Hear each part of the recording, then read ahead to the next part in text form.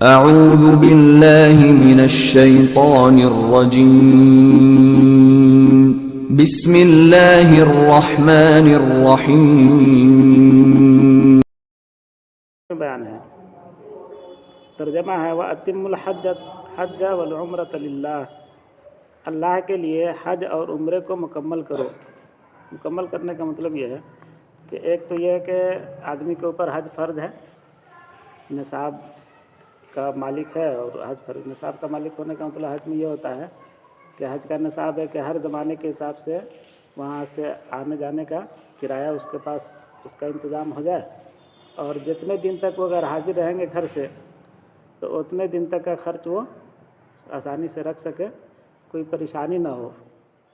تو ایسے آدمی پر حج فرض ہوتا ہے. ایک تو اس لیے حج فرض ہوا، اور ایک ہے کہ حج فرض کسی کے اوپر نہیں ہے لیکن احرام باندھ لیے تو اب حج کو پورا کرنا ضروری ہو گیا. پہلے سے حج فرض نہیں ہے لیکن حرم میں جا کے احرام باندھ لیے تو اب حج اس کے اوپر ضروری ہو گیا، اس کو مکمل کرنا ہے. یہ نہیں کہ آپ چھوڑ دیں. اور یہ مسئلہ نماز میں بھی ہے، جیسے نفل نماز ہے تو نہیں ہے ضروری، لیکن مان لی کہ کوئی آدمی کھڑے ہو کر کے 2 رکعت نفل کی نیت کر لیا، نیت باندھ لی، تو اب اس کو پورا کرنا ضروری ہے. اب کسی وجہ سے وہ توڑیں گے تو پھر بعد میں اس کی قضا بھی ان کو کرنی پڑے گی. یہ مسئلہ ہے. اسی طرح حج میں ہے کہ حج اگر مان لیے کسی کے اوپر فرض نہیں لیکن انہوں نے احرام باندھ لیا، حج کی نیت کر لیا، تو اب اس کو پورا کرنا ہے، یا عمرے کی نیت کر لیا تو پورا کرنا ہے. وہ والا مسئلہ یہاں پر ہے. فرمایا کہ حج کو اور عمرے کو اللہ کے لیے پورا کرو. اگر احرام باندھ لیے ہو، حج نہ بھی فرض ہے اور باندھ لیے ہو تو اس کو پورا کرنا ہے. آگے مسئلہ ہے فَإِنْ أُحْصِرْتُمْ فَمَا اسْتَيْسَرَ مِنَ الْهَدْيِ. اگر تم کسی وجہ سے روک دیے جاؤ تو جو ہدی تم کو میسر ہو اس کو حل میں بھیج دو. کیا مطلب ہوا کہ مان لیجئے کوئی آدمی احرام باندھے، اب ان کو جانا ہے عمرہ کرنے کے لیے، حج کرنے کے لیے، لیکن کوئی رکاوٹ ہو گئی، قانونی کوئی مجبوری ہو گئی، یا بیماری اس کے ساتھ ہو گئی، یا دشمن نے ان کا راستہ روک دیا، کوئی بھی شکل ہو گئی جس سے ان کا راستہ رک گیا. جیسے حضور صلی اللہ علیہ وسلم کے ساتھ ہوا تھا. حدیبیہ کی جو بات آئی پہلے میں، تو اس میں یہی ہوا تھا کہ صحابہ کرام عمرے کے ارادے سے نکلے اور احرام باندھ کے نکلے، اب مقام حدیبیہ پہ ان کو روک دیا گیا. تو کہتے یہ صورت کبھی بھی پیش آ سکتی ہے. تو اس طرح کی صورت اگر کبھی پیش آ جائے تو کیا کرنا ہے؟ کہتے ہیں فَمَا اسْتَيْسَرَ مِنَ الْهَدْيِ. تو ہدی کا جو جانور قربانی کا آدمی لیے ہوا ہے نا، تو اس کو بھیج دینا وہاں کسی کے ذریعے، اور مجبوری میں جس وہاں پر ہے وہیں پر ان کو رہنا ہے. آگے کرنا یہ ہے کہ بھیجنے والے سے یہ طے کر لینا ہے کہ فلاں دن آپ پہنچ کر کے فلاں بجے اتنی اس کی قربانی کر دیجیے گا، اتنے بجے یہ طے کر لیں، اور پھر اتنے ہی بجے وہ سر اپنا حلق کرا کر کے یا قصر کرا کر کے، پورا مڈا کر کے یا بال چھوٹا کرا کر کے، اور پھر احرام سے وہ نکل جائے اس ٹائم کے لحاظ سے، اس دن کے لحاظ سے. وَلَا تَحْلِقُوا رُؤُوسَكُمْ حَتَّى يَبْلُغَ الْهَدْيُ مَحِلَّهُ.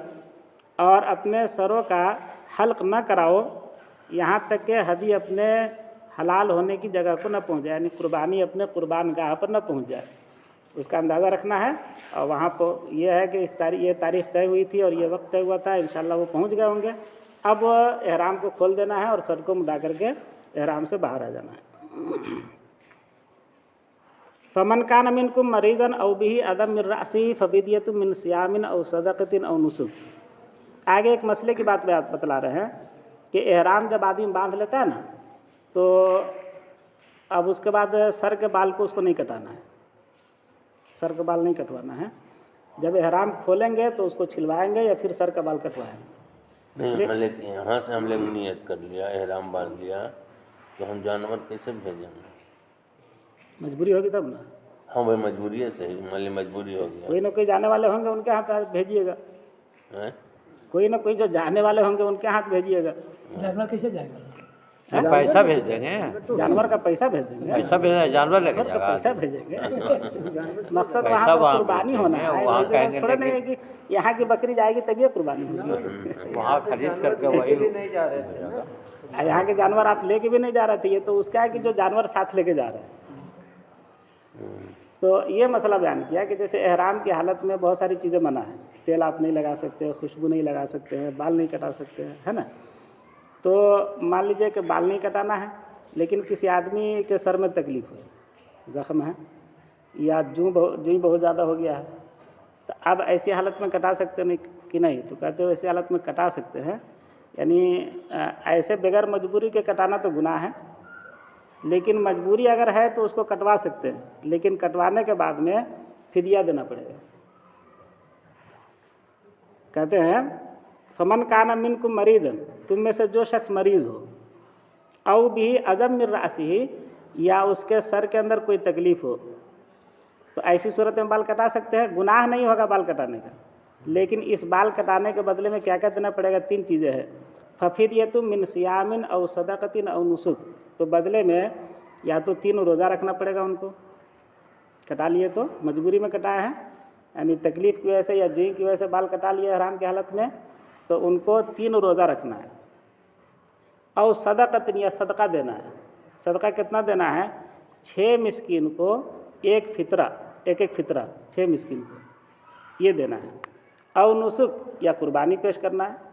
قربانی کا مطلب یہ ہے کہ بکری دے، اور اس سے بہتر ہے کہ گائے کی قربانی دے، اس سے بہتر ہے کہ اونٹ کی قربانی دے، لیکن کام بکری سے بھی چل جائے گا. بہتر ہے کہ بکری کی جگہ کیا دے؟ گائے، اور گائے کی جگہ اگر اونٹ کی قربانی دے دے تو زیادہ بہتر ہے، لیکن کام چلنے کے لیے بکری سے بھی چل جائے گا. تو مسئلہ یہ ہوا کہ احرام کی حالت میں بال نہیں کٹانا ہے، لیکن اگر کسی مجبوری کی وجہ سے آپ نے کٹا لیا تو گناہ اس کا نہیں ہوگا، لیکن بدلے میں آپ کو 3 روزہ رکھنا پڑے گا، یا نہیں تو 6 مسکین کو صدقہ فطر کے بقدر غلہ دینا پڑے گا، پیسہ دینا پڑے گا، یا پھر یہ کہ قربانی پیش کرنی پڑے گی. فَإِذَا أَمِنْتُمْ فَمَنْ تَمَتَّعَ بِالْعُمْرَةِ إِلَى الْحَجِّ فَمَا اسْتَيْسَرَ مِنَ الْهَدْيِ. یہ تو اس صورت کی بات ہوئی جب آدمی امن و امان میں نہ ہو، گھر گیا تو یہ مسئلہ بیان کر دیا گیا کہ وہاں قربانی کو بھیج دینا ہے، قربانی جو آپ لے کے جا رہے ہیں، اور آپ کو اپنا احرام سے نکل جانا ہے. عام حالات میں جب امن ہو، امن کی حالت میں آدمی عمرہ کرنے کے لیے جا رہا ہے، حج کرنے کے لیے جا رہا ہے، تو حج کی 3 شکل ہوتی ہے، 3 طرح کا حج ہوتا ہے.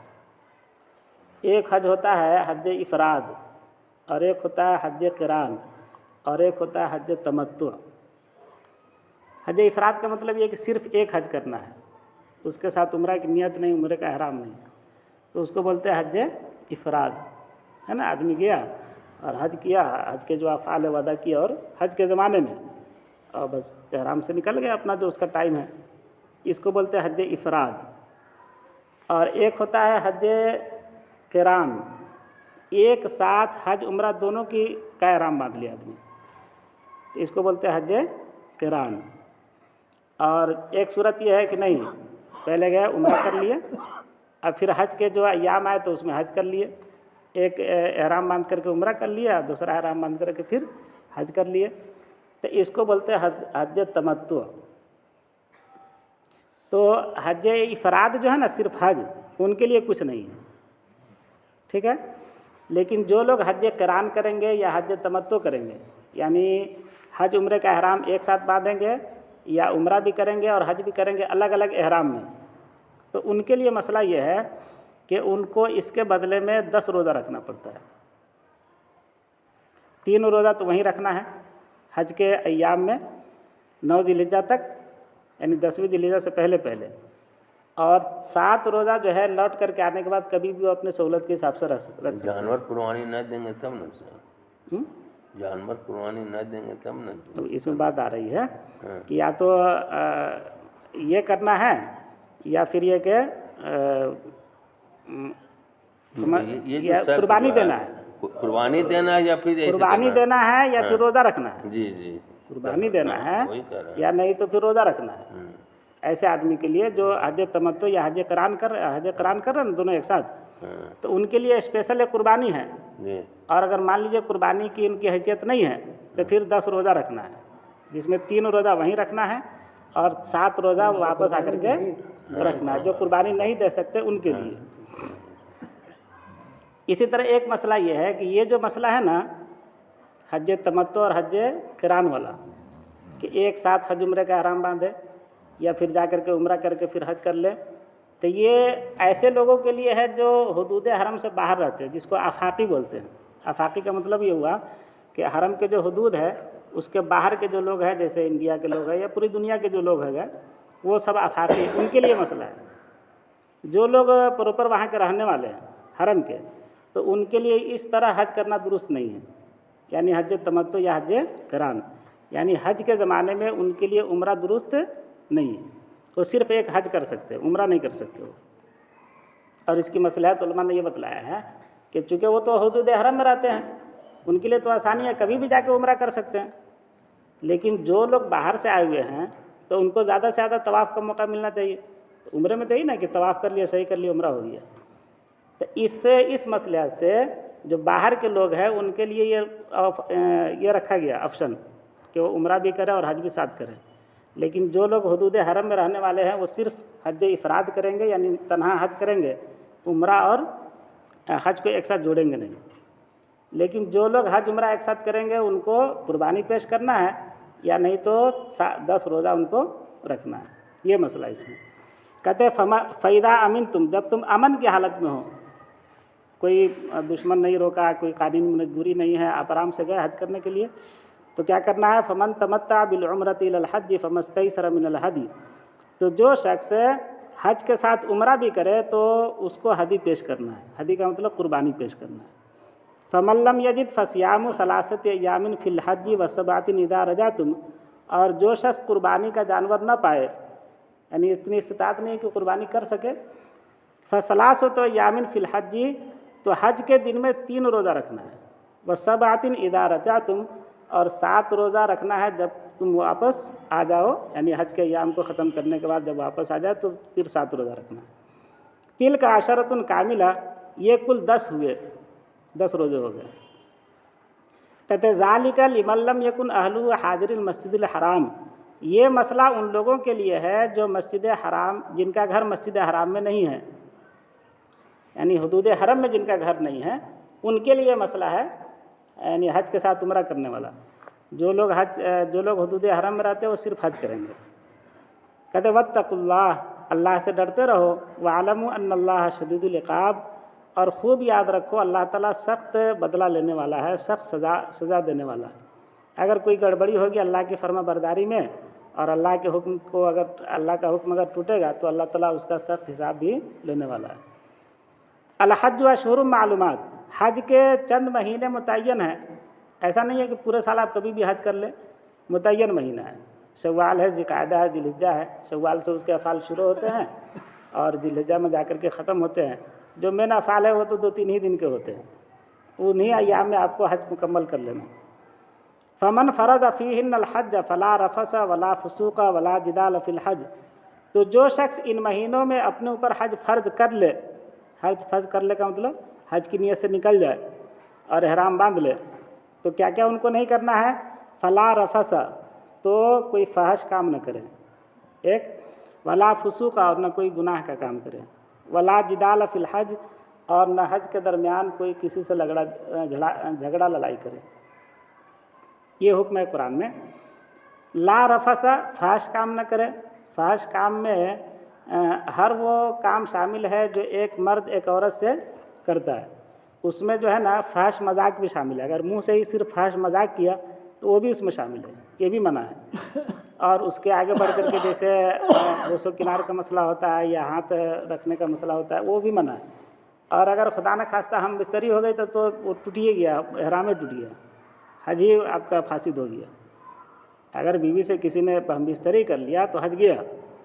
اور اس کے علاوہ جو کام ہے نا، بوس و کنار ہو یا کوئی فحش مذاق ہو، تو یہ گناہ ہے، ایسا کرنا نہیں چاہیے۔ لیکن اس پر یہ نہیں کہ اس سے حج آپ کا فاسد ہو جائے گا، لیکن اچھا کام آپ نے نہیں کیا۔ لیکن اگر ہم بستری کر لیا تو حج گیا، پھر آپ کو دوبارہ حج کرنا ہے۔ لا فسوق، گناہ کا کام نہیں کرنا ہے۔ گناہ میں جو ہے نا ہر چھوٹا بڑا سب گناہ داخل ہے، جس کو بھی شریعت نے گناہ قرار دیا ہے تو وہ سب داخل ہے، چوری ہو، جھوٹ ہو، غیبت ہو، سب سے اس میں بچنا ہے۔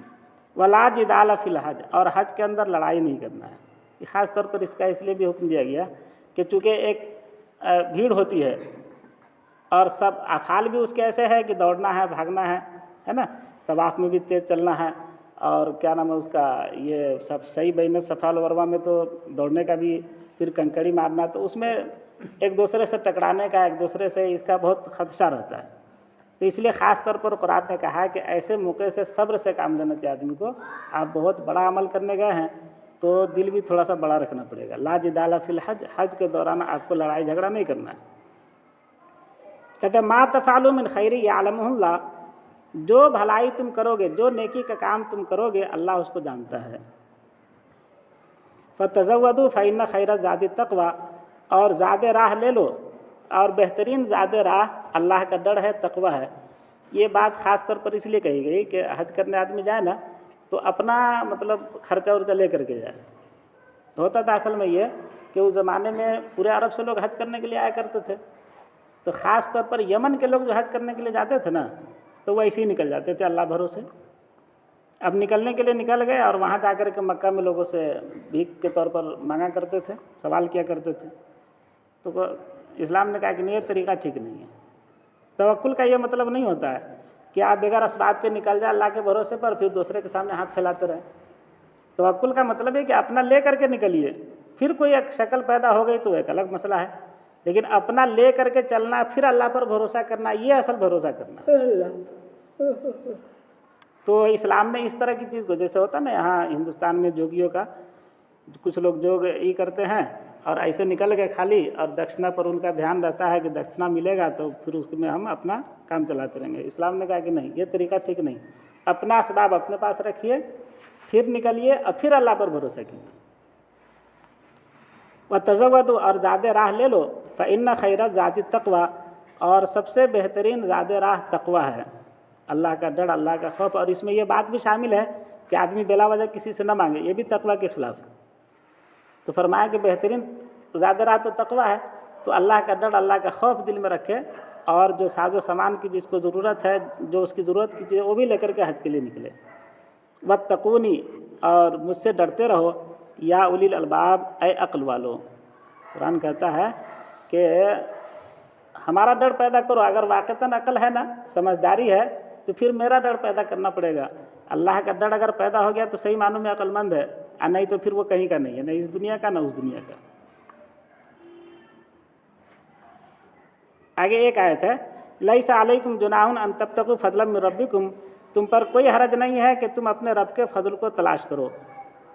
عرب میں جس وقت لوگ حج کرنے کے لیے آیا کرتے تھے تو حج کے ساتھ وہ ایک بہت بڑی تجارت کی منڈی بھی تھی، تو اس میں لوگ تجارت بھی کیا کرتے تھے اور حج بھی کیا کرتے تھے. اب مسلمانوں پر جب حج ضروری کیا گیا تو ان لوگوں کو شبہ ہوا کہ پتہ نہ تجارت کرنا اس میں درست ہوگا کہ نہیں، یہ تو دین کو دنیا کے ساتھ ملانا ہو گیا. تو قرآن نے یہ مسئلہ بیان کیا کہ نہیں، تجارت کر سکتے ہیں. ہاں یہ ضرور ہے کہ مقصد تجارت کو نہیں بنانا ہے، مقصد حج ہو اور اس کے ضمن میں اگر کچھ تجارت بھی ہو جائے تو یہ منع نہیں ہے، کر سکتے ہیں. ہاں اگر مقصد ہی تجارت ہو جائے تو پھر سمجھیے کہ آپ کا حج نہیں رہا، مقصد تجارت ہو گیا. لیکن مقصد حج ہے اور اس میں بیچ میں کچھ اپنا کچھ خرید بیچ بھی کر لیا، اس سے کچھ اس کو نفع بھی ہو گیا، تو کہتے ہیں اس میں کوئی حرج نہیں ہے. لیس علیکم جناح، تم پر کوئی حرج نہیں ہے، ان تبتغوا فضلا من ربکم، کہ تم اپنے رب کے فضل کو تلاش کرو. ایک بات یہاں پر یہ بھی دیکھنے کی ہے کہ جو حلال روزی ہے نا، اللہ تعالیٰ اس کو اپنا فضل کا فرماتا ہے. جس سے یہ بات سمجھ میں آتی ہے کہ حلال روزی حاصل کرنا، اس کے لیے کوشش کرنا، اس کے لیے محنت کرنا، اسلام اس کی حوصلہ افزائی کرتا ہے، حوصلہ شکنی نہیں کرتا ہے. مطلب یہ ہے کہ اسلام اس کو نیکی نہیں کہتا ہے کہ آدمی سوچے کہ نہ ہم دنیا کے لیے کمائیں گے، ہم کو تو صرف آخرت کے لیے رہنا ہے. کہتے اسلام اس کی حوصلہ افزائی نہیں کرتا. اسلام کہتا ہے کہ آپ حلال روزی کمائیں، اور حلال روزی یہ اللہ تعالیٰ کا فضل ہے جس کو آپ کو حاصل کرنا ہے. تو حلال روزی کمانا کوئی دینداری کے خلاف نہیں ہے. حلال روزی کمانے کا کوئی ذریعہ اختیار کرنا اللہ کے خالص مخلص بندہ ہونے کے خلاف نہیں. آپ اختیار کر سکتے ہیں، کوئی بھی حلال روزی کا ذریعہ آپ اختیار کر رہے ہیں تو اسلام اس کی حوصلہ افزائی کرتا ہے اور اس کی ایک طرح سے تعریف کرتا ہے. فضلا من ربکم، اپنے رب کے فضل کو تلاش کرو. فَإِذَا أَفَضْتُم مِّنْ عَرَفَاتٍ فَاذْكُرُوا اللَّهَ عِندَ الْمَشْعَرِ الْحَرَامِ، جب تم عرفات سے कूच कर जाओ तो मशार हराम के पास अल्लाह को याद करो। मशार हराम जो है ना, मुज़दलिफ़ा की जो जगह है वहाँ पर एक पहाड़ी का नाम है मशार हराम। तो अरफात से जब निकल करके जाना है तो वहाँ पर अल्लाह को याद करना है, अल्लाह का ज़िक्र करना है, ये हुक्म है। वज़्कुरूहु कमा हदाकुम, और अल्लाह को ऐसे याद करो जैसा कि अल्लाह ने तुमको बतलाया है। यानी जो तरीक़ा ज़िक्र का है वो एक तरीक़ा तो कुफ़ार मक्का का था, मुशरिकीन मक्का भी हज करते थे तो अरफात से लौट करके मशअर हराम में अल्लाह को याद करते थे, लेकिन उसमें शिरक की आमेज़ी ज़्यादा थी। अल्लाह को कम याद करते थे, अपने बुतों को ज़्यादा याद करते थे। तो अल्लाह ने कहा कि अल्लाह को याद करना है, और कैसे याद करना है, जैसा अल्लाह ने बतलाया है। वज़्कुरूहु, और तुम उसको याद करो, कमा हदाकुम, जैसा कि अल्लाह ने तुमको बतलाया है। इन कुंतुम मिन क़ब्लिही लमिनज़्ज़ालिन, अगरचे तुम इससे पहले गुमराह थे। इससे पहले भी अल्लाह को याद करते थे लेकिन शिर्क के साथ याद करते थे, बुतों को उसमें शामिल कर देते थे, ये गुमराही की बात थी। ऐसे नहीं याद करना है, बल्कि कैसे याद करना है, जैसे अल्लाह ने और अल्लाह के नबी ने तरीक़ा बतलाया है उस तरीके से याद करना है। अल्लाह ताला हम लोग को